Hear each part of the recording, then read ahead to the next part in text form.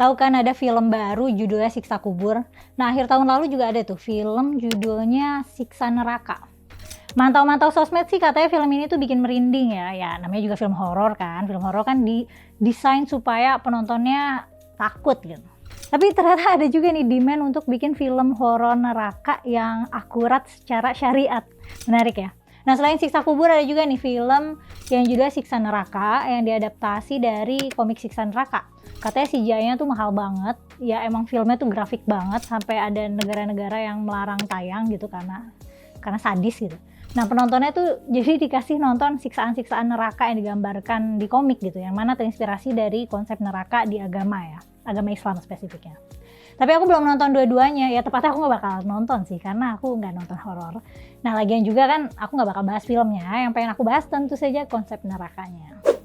Kenapa neraka di Islam itu dibakar gitu?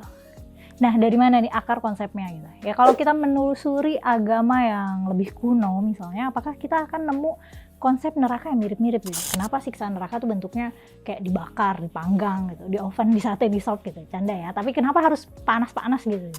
Ternyata nggak harus sih, nggak harus panas-panas. Ada juga yang konsep neraka es gitu.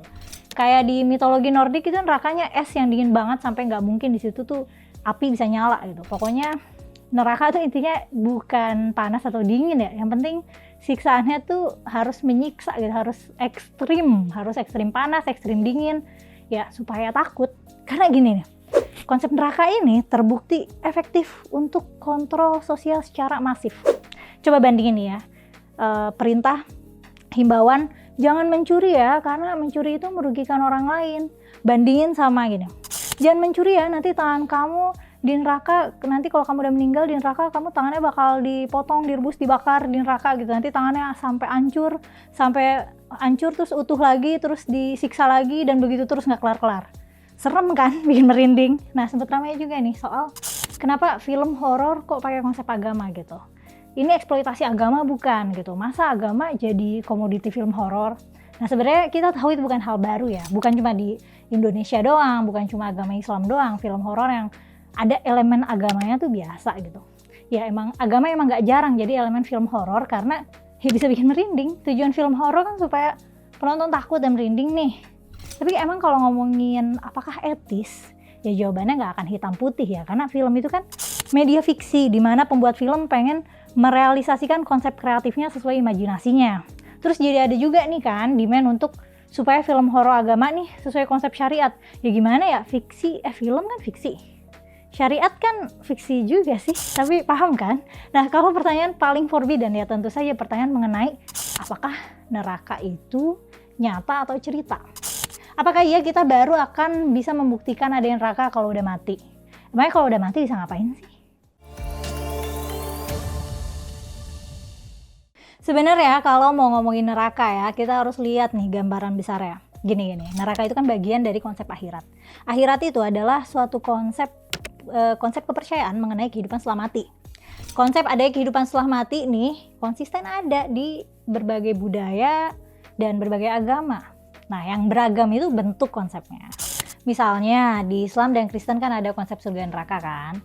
Ya emang sistem dan regulasinya nggak sepenuhnya sama, tapi secara konsep mirip nih, kalau baik masuk surga, jahat ya di neraka gitu. Atau disiksa dulu di neraka sebelum bisa lulus masuk surga.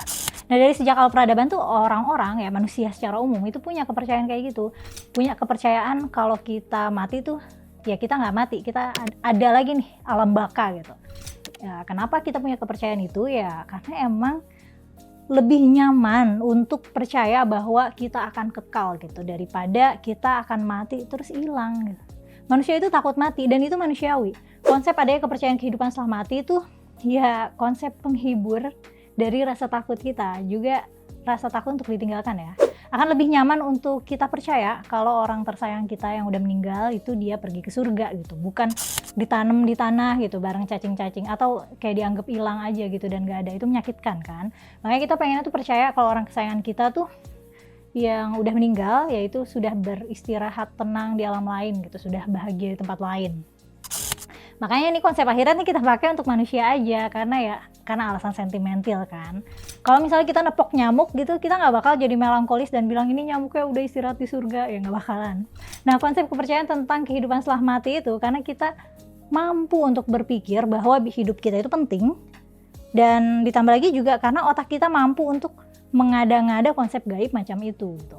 Kalau ngomongin bentuknya ya, bentuk konsepnya, neraka dengan konsep api ini memang populer. Kalau mau spesifik ngomongin neraka dalam Islam, sebenarnya paling mirip itu ya, mau cari kemiripan, itu mirip sama paham Zoroaster. Jadi ajaran Zoroaster atau Majusi itu termasuk agama kuno yang berkembang di kawasan Iran kuno yang sekarang Afghanistan ya, dan menyebar ke Timur Tengah dan Asia Tengah. Sebelum akhirnya Islam jadi agama dominan. Secara kronologis, Zoroaster itu sudah ada sekitar 3000 tahun sebelum Islam ya. Waktu Nabi hidup, pemeluk Majusi itu masih ada, cuman ya minoritas. Sekarang juga masih ada sih, ya pemeluknya ya tetap minoritas, nggak banyak.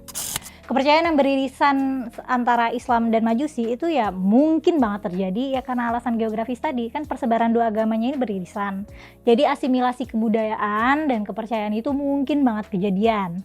Lanjut ngomongin neraka, jadi kan journey-nya itu gini ya, sebelum masuk surga, orang akan perlu ngelewatin Shirathul Mustaqim. Ya artinya secara bahasa adalah jembatan yang lurus gitu, jembatan yang tipis banget dan lebih tipis dari rambut dan setajam pedang. Ya, begitu riwayatnya. Yang mana kalau kita gagal nih jalan di atas jembatan itu, terus jatuh, itu bawahnya neraka.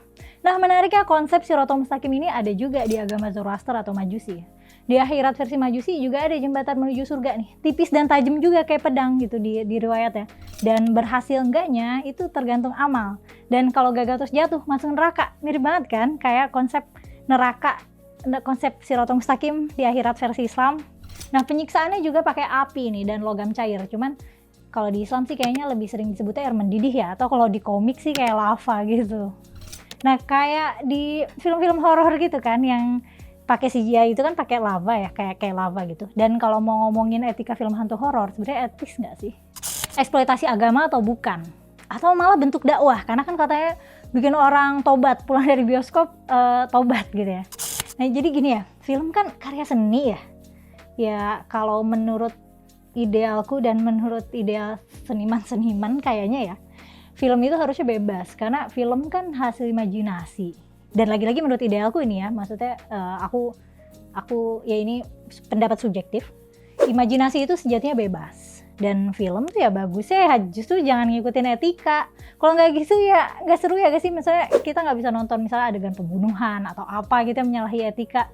Nah ya jadinya gimana kreativitas pembuatnya aja ya nggak sih? Tapi kalau menurut kamu gimana nih, kreativitas film tuh perlu dibatasi nggak sih? Kalau ada yang mau bikin film tentang neraka, apakah nerakanya harus dibuat seakurat mungkin dengan syariat gitu?